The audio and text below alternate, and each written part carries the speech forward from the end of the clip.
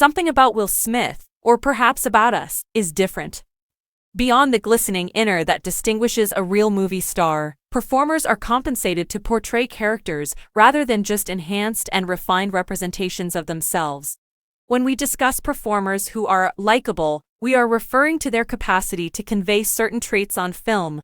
As onlookers, it is our responsibility to notice their expressiveness, the grace of their features, classic or quirky, and the way they sway, slump, or dance. Without having to contend with the complicated human nature of its creator, we are free to enjoy the creation.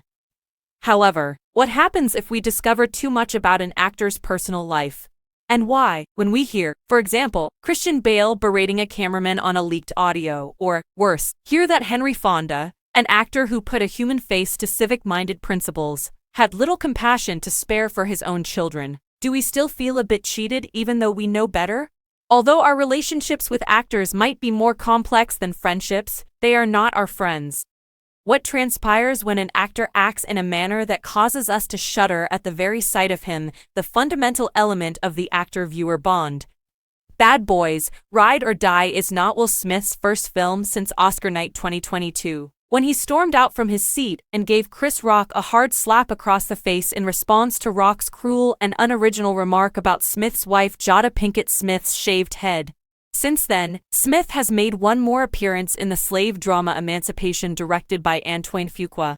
However, Bad Boys: Ride or Die is not a drama, but rather an action comedy, the kind of film meant to appeal to a broad audience. As such, it is Smith's first significant theatrical release since 2022.